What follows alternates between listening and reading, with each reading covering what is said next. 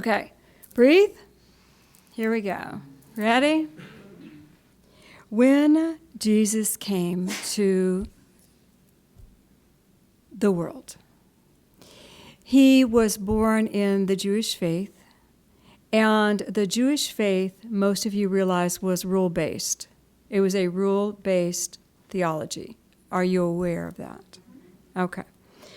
And the rules were, follow the rules and you have God's grace. If you don't, you will get in trouble. And when something bad happened in that kingdom, not necessarily when he was born, but in the Jewish history, if you ever read the Old Testament, anytime anything bad happened, what did the faith do? But look through the congregants to see who had not been following the laws, so we could blame them for the bad weather or the storm or the this or the that. Oh yes, they did this all the time. So because we know that if every one of you had been following the rules, we would not be having this experience. Okay? So this is finding causal energy, which is a good thing, right? But we're looking for cause outside of self. We're making someone else responsible for us. Because I'm following the rules like crazy, and Andrea is not, and she's making my life miserable. Okay? So what Jesus did was he came in and he did not actually speak about the rules. He spoke about the people. And he began to modify the behavior modification. You guys realize that with the Beatitudes? He said, you guys act differently to one another. He wasn't worried about their neighbor's actions. He was worried about how they treated their neighbor. Do you honor your neighbor? Do you love your neighbor? Are you respectful of your neighbor? How are you treating your neighbor? He had them do attitude adjustments. So it rained. So the storm. Pick up your bed and walk. Let's move through this. Let's do something different. Let's make it good. Let's make it a good experience. He taught them how to see God in the details of things. Man may not fully understand why things happen, but man can certainly step up and help. And he taught that many times. Attitude adjustment. And then he taught the personal approach to God. God is spirit. Worship God in your heart. And in his teachings, what did he say about the rules? Nothing. He said nothing about the Jewish rules, and yet he was teaching primarily to Jews, was he not, at the end? He didn't say, go tear down your churches. He didn't say, don't follow the rules. He didn't say, stop being your faith. He said, think about what you're doing. And if you will do what I am asking you to do, your reference point will go from following rules to appease a God you don't know to trying to feel a God inside you. And it would have changed them, would it not? Would have changed all that they did. So, in the early Christians, as you well know, Jesus, if we say Jesus died in 33 AD and the temple was destroyed between 65 and 67 AD. So by 67 AD, the Jewish faith was leveled. The temple was completely destroyed. And after that, the Jewish faith never reconstructed to the way it had been during Jesus' time. And Jesus said, it's going to be destroyed, and it was. So the rule-based theology of their faith actually was lost as well. But prior to that, what happened? We have the Jewish, early Christians were Jewish. They were Jewish. They were a sect, S-E-C-T, of the Jewish faith. There was no reason to leave. So they practiced, they would still go to the synagogue, they would teach what Jesus taught, but they still did the sacrifices and stuff, perhaps. We don't know. Then Paul started his teaching to the Gentiles. And he's converting people that have been used to pagan worship, all manner of stuff. And what does Paul do? Immediately. Rules. Paul creates rules. He creates rules. Now you need to do this, and you need to do that in the outer, and you need to do this in the outer. We don't, as a metaphysical Christian, stick to God, to the rules that Paul presented. They were presented for a reason, I'm sure, but he doesn't allow women to speak in the church. So that doesn't go very far with me, does it? No, it does not. There are many rules in the New Testament that were created by the followers of Paul to try to create structure out of chaos. That's what they were trying to do. But I want you to hear the alternative path that Jesus Christ brought, that going within, had to find its way through the structure. And people who did not have to create structure, what did they do? Created structure. Rules. Tell me what to do, tell me what to do, I'll do what you do, because I'm used to worshiping a God by obeying instead of by believing and being. You guys get the scenario? So the alternative path that Jesus brought at that time is very well preserved in the Gospels. Not as well preserved in our history. Not as well preserved. But it was. It was. People did get it. You with me? All right. When we realize that we are free to express our personal relationship with God in every form, then we are free to walk the alternative path. How many of you feel that you are personally right now free to express how you worship God in every form? Some of you. How many of you that raised your hands are still in corporate? If you raise your hand and you are in corporate, raise your hand again. Okay, John? Okay, we've got a couple. Okay, it's harder in corporate to say to your boss, I need to go talk with God about that. Let me go meditate for a minute. Let me see what my guidance is. It's a little bit harder to do, but some of you are doing it. Most of you that raise your hand that say, yes, I am free to express God in everything, do something that allows you to do that. You're in a space that's not as structured. You're in a space where the rules are not tight.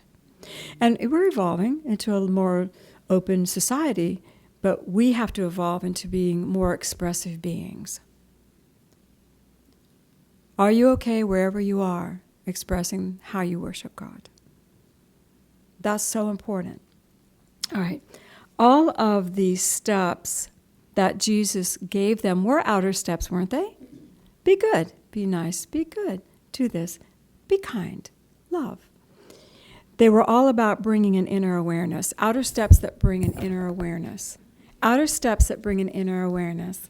So I wanted to share with you a couple of stories of what Jesus was really trying to teach. When he said, change the way you treat your fellow man, forgive and give. Forgive one another and give all that you have to help your fellow man, right? When he was teaching them how to deal with God, he said, ask, knock, the doors are open, your Father will provide for you, the Father will take care of you. Be kind to your fellow man, and God has you. God will provide your needs. Beautiful, beautiful alternative path, is it not? But it's all inner-based, inner-structured. So I want to walk through it just a little bit. We're going to bring it up to you. I know right now you're like, nah, it's not me yet. That's okay. I wanted to speak of Aegenon, and this is in chapter 29. Jesus is not, he's still a young man, like in his 20s, and he meets this priest who was a Brahmic priest, and Aegenon was a priest that had sent gifts to Jesus and said, would you please come to me and talk? And Jesus said, no, sent the gifts back. No, I don't think so. And Aegenon tried twice. Come on, come talk to me. I can't come to you because it's against my religion. If I come to you, I'm going to be in trouble with the Brahmic faith. Because you're a teacher, I'm a priest, it's not going to work. So he tried again, and Jesus said again, he sent the gifts back and said, no, I can't come to you. And so Aegenon, in the dark of night, so no one knew it, went to see Jesus. And he said, who is this kingdom, the kingdom of the Holy One that you talk about? And Jesus said to him, when he first saw him, there is no night where shines the sun. I have no secrets to give in the night. In light, all secrets are revealed. What are you doing in the middle of the night here? I don't have any secrets that I couldn't tell you in the middle of the day. You know, in other words, I got you. I see you. Where are you coming from? And when Aegenon asked, who are the subjects of this king? What are its laws? Jesus said, the kingdom is not far away, but man with mortal eyes cannot see it. It's within the heart. You need not seek the King in earth, sea, or sky. He is not there, yet is everywhere. He is the Christ of God, universal love. The gate of this dominion is not high. He who enters it must fall down on his knees. It is not wide. None can carry carnal bundles through. The lower self must be transmuted to the spirit self. The body must be washed in living streams of purity. And Agenor said, can I become a subject of this king? And Jesus said, you are yourself a king. You may enter through the gates and be a subject of the King of Kings. But you must lay aside your priestly robes. You must cease to serve the Holy One for gold, and must give your life and all you have in willing sacrifice to the sons of men. And then Jesus said no more. Do you think that was quite a shocking statement to say to him? Cease being a priest for gold. Stop making that your journey and give your life to man. And it said, Agenor went his way, and while he could not comprehend the truth that Jesus spoke, he saw what he had never seen before. The realm of faith he never had explored. But in his heart, the seeds of faith and universal brotherhood had found good soil. As he journeyed to his home, he seemed to sleep, to pass through the darkest night. And when he woke, the Sun of Righteousness had arisen, and he found the King. This is a beautiful story of the transcendent energy when your soul is open to be taught. It's what happens when you still don't understand what you're being told, but you can feel the love and the truth of the energy of God. It is transcendent.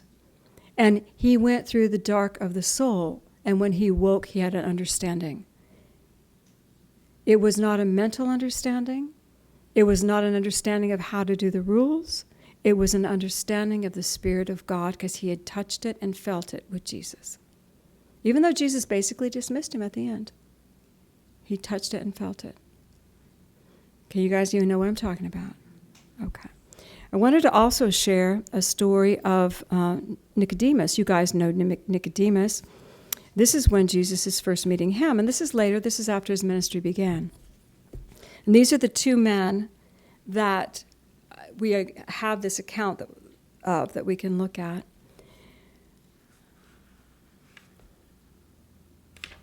Nicodemus is the one that was a ruler of the Jews, and he was devout, so he was ready with his questions. And Jesus saw him in the night. He came. Again, because he's a ruler of the Jews, he can't be seen chitty-chatting it up with this guy who's telling them different things. So in the night he came. And Jesus said, full blessed are the pure in heart, twice blessed are the fearless pure in heart, and thrice blessed are the fearless pure in heart who dare to make confession of their faith before the highest courts. I see you, dude. I know what you feel, and you are afraid to speak it. You're afraid. That's why you're here. And Nicodemus said, yes, I honor you as a teacher from God. Man could not teach as you do or do the works you do. And then Jesus said the famous thing that's very confusing to all of us, except a man be born again, he cannot comprehend and not see God. And Nicodemus says, what does that mean? Do I have to go back into my mother's womb? And Jesus said, the birth that I speak of is not flesh. Except a man be born of water and holy breath, he cannot come into the kingdom. And then he goes on to explain how spirit works in the voices in the wind, and how we can never know by our logical minds how spirit works. And it's very deep and very beautiful. The kingdom of the Holy One is in the soul. Man cannot see it with carnal eyes, and with all their reasoning powers they comprehend it not. Is this not exactly what he said to Agenor? It's in the soul. It is life hid deep in God. Men cannot see the love of God made manifest, so God sent one clothed in love so they can see. And then he says, men love not the light. Everyone who loves the truth comes to the light and does not fear to have his works made manifest. Who did not come in the light? Nicodemus. The light had come, and Nicodemus went his way, and he knew the meaning of the birth of holy breath, and he felt the presence of spirit in his soul. He also had that moment that Agenor had, where he did not understand logically in his mind, but he felt the presence. Can you guys feel the energy of being able to touch the vibration of Jesus, being able to touch the vibration of God in a way that is transcendent, in a way that takes you beyond what your mind can tell you to do? Right? Okay. When we start really looking at this, I wanted to look at just a couple of things quickly, and then we'll go to our story. I think you've seen yourself in that a little bit. Everybody's had those moments, haven't you? Where you just feel so overwhelmed and so touched by God, and you know that you know that you know. You know that you know that you know. And I'll just share this a little bit. And when David was 12 years old, he came home because his little friends at school were scared because he was going to hell. And they told him, "You're going to hell. You're going to hell." And he said, "Mom, do we believe in a devil?" I said, "No, baby, we don't. We believe there are people that turn away from God and have negative energy, yes, but there's no power that God created that we have to fight. We have this and believe inside." And then when he got a little bit older, he came, and he's still a teenager. He goes, "Mom, I've decided." They all talk at me all the time. I mean, his buds were extremely devout. They talk at me all the time. He said, "You know what? I've decided I don't want to have a God that I have to be afraid of.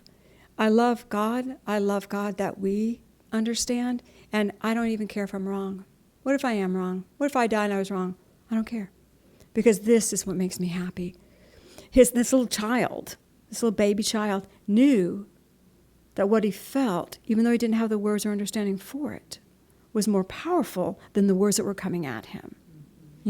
That's the feeling I'm talking about when we're talking about our souls, that we don't understand. We can't explain. We can't debate Bible and theory with you, but we can feel.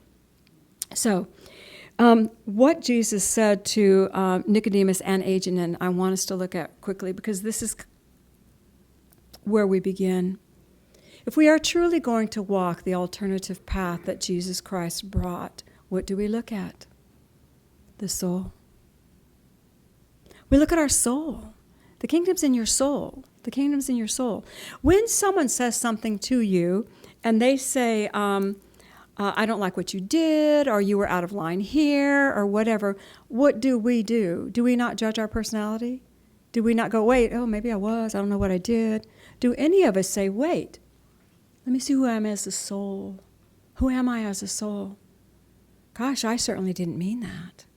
My soul stands innocent. I did not intend what you perceived. My soul is innocent." Do you see? How quickly do we not go there? How quickly do we go to the perceived rules of social behavior, the rules of outer reflection? How do we know our souls? We have to really begin to look within. And Jesus did not say, "There is a rule now, people. You must meditate every single day. You must talk to God every single day." He didn't say that, did he? Did he meditate daily? Did he talk to God daily? Did his disciples? Did the people who followed him? It is a path. It's not a rule. It's a path. And what he was showing is go within. You will not find your soul until you go within. And once you go within and you start feeling the vibration of who you are, then you will actually see your soul being reflected in the mirror of life around you. My soul is reflected by all of you here.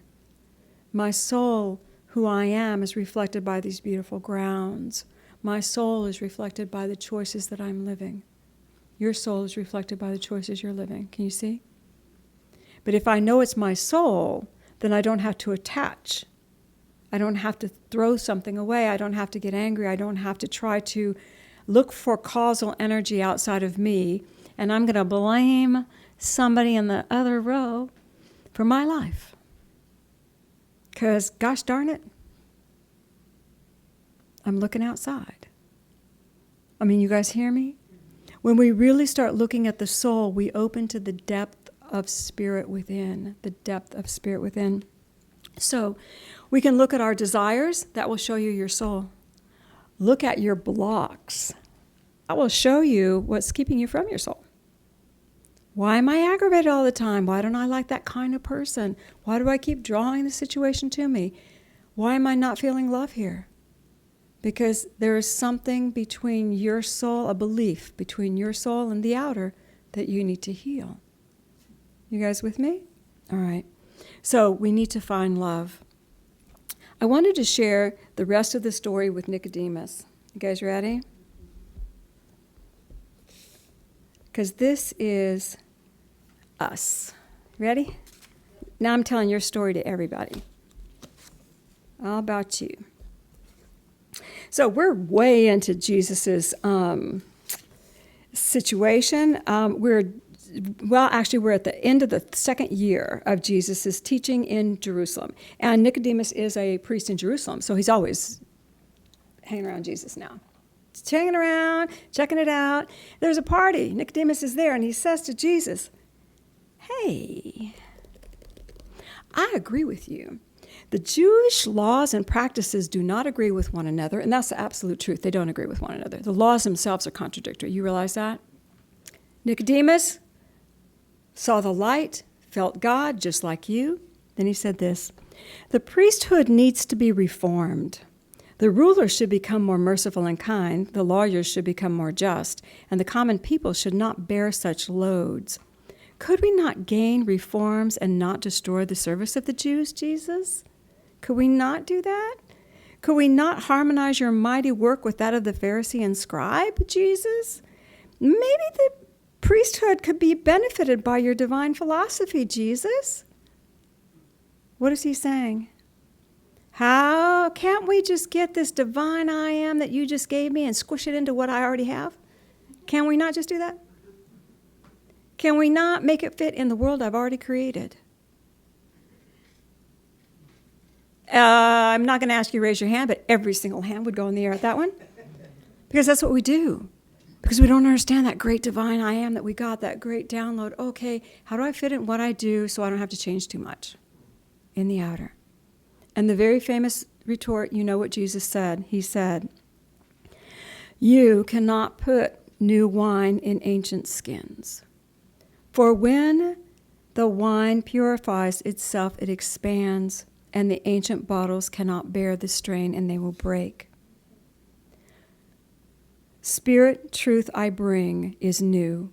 If we put it in the ancient skins of the Jewish form, it will be lost.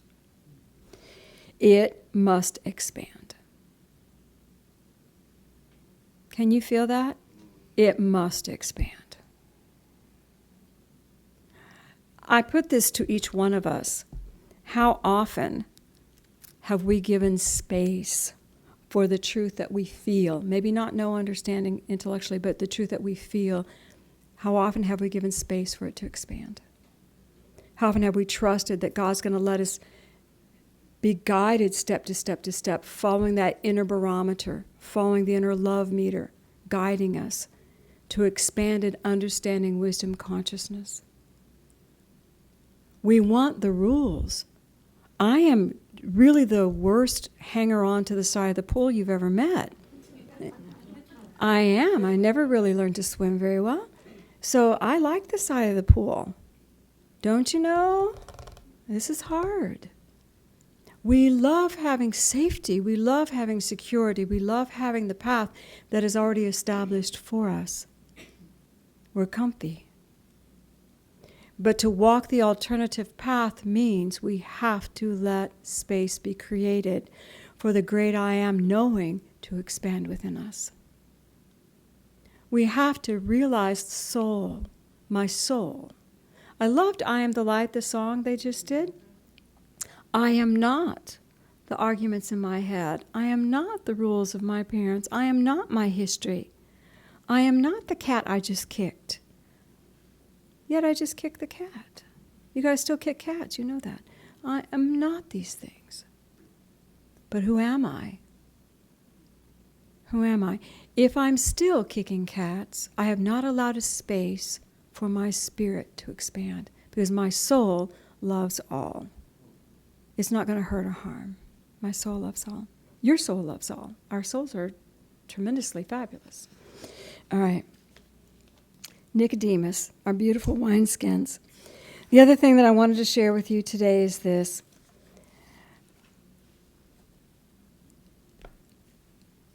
The new pattern may be hard to create, but what is also the one thing Jesus said to everybody?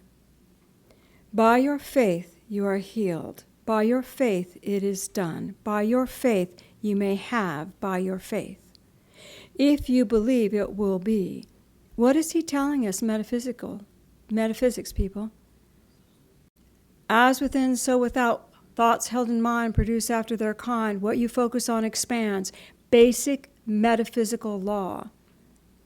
Do you believe enough in your soul, the God in you, to allow it to expand to be one greater? And I will tell you what Ajanan did. He quit his job. He quit his job. He left India, and he came to Israel, and he followed Jesus. He was one of the masters. And do you know what Nicodemus did? Nicodemus stayed in his position, but he verbally supported Jesus, and at the trial, it was Nicodemus that defended him. And Nicodemus proved every single witness false. He took their testimony and he shredded it. But when it came down, the one thing that he was crucified for was saying, child of God, I'm son of God. There's no arguing. He was son of God. That was the law he was killed for. But Nicodemus stood. And when he was on the cross, Nicodemus went to Pontius Pilate. And he said, can we have his body? He was there. He was instrumental in the death, burial, and resurrection. He took his place in the story of the Christ expanding through Jesus. He took his place. And don't you know afterwards, we don't hear what happened afterwards, but don't you know he was a part of it? Don't you know he took his place again? He was a powerful, powerful, powerful man. He took his place. Each one of us in our soul consciousness has this beautiful understanding and a place for us to be expressive, to express our path. The alternative path that Jesus brought, we now have an opportunity to actually live because of where we are. We have an opportunity to express, to be. And it doesn't mean that we break down walls. It means that we simply speak, love, and express what we feel is true. Not to change you, just to be me.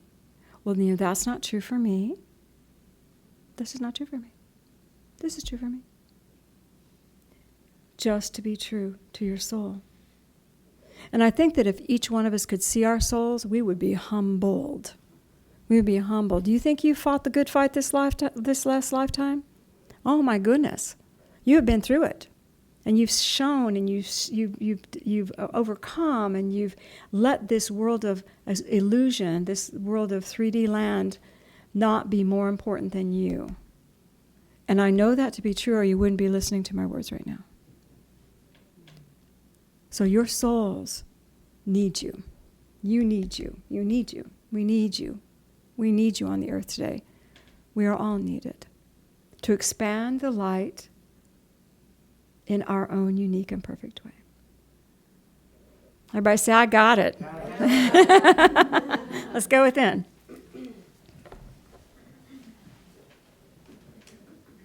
Father, Mother God, we open our hearts.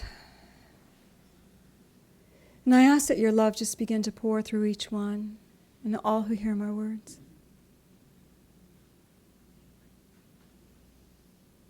And when I would invite you all just to feel a light, just imagine it in, if you cannot feel it, imagine a light coming through the crown chakra, the front, the back, the body, the energy field.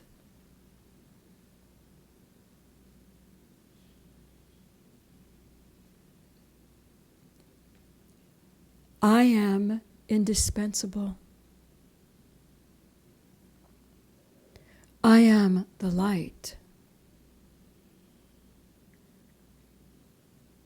I am valuable. And I'm valued.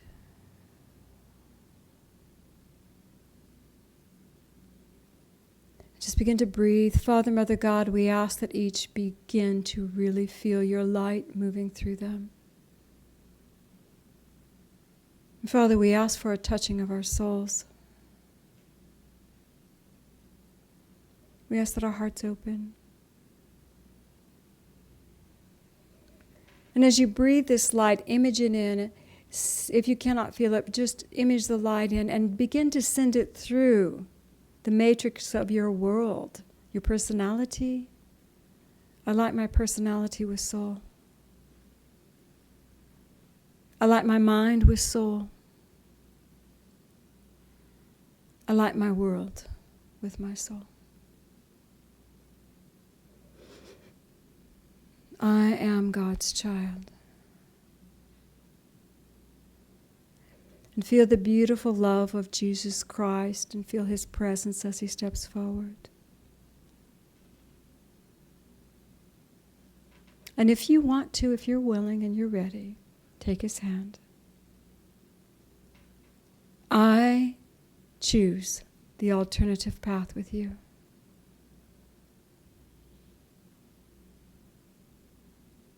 I choose to stand in the way of love, the universal Christ. Feel the love between you. Feel your heart opening. And if you are not ready to say those words, just feel a beautiful love light filling you. You are a beloved child of God.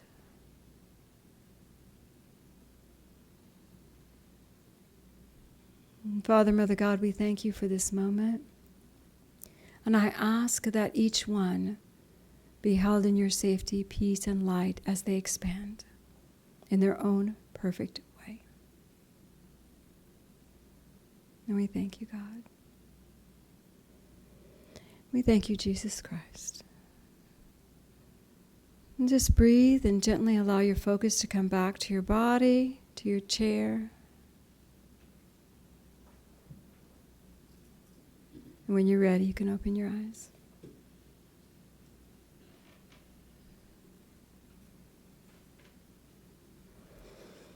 Okay. So I would invite you to consider doing a little homework. I have no more class to give homework to, so I shall give it to you. Try one day. Give yourself the challenge of one day. One day, pick the day, one day, I will acknowledge I am a child of God and I am soul. I will not react. I will ask. I will be conscious of my spirit every moment of that day. To what shall I have for lunch? To how shall I respond to this aggression? To, oh, what a great ride home. I love this traffic. Everything. To the end of the day. And when you go to bed, thank God. Say, yay, God. Yay, God.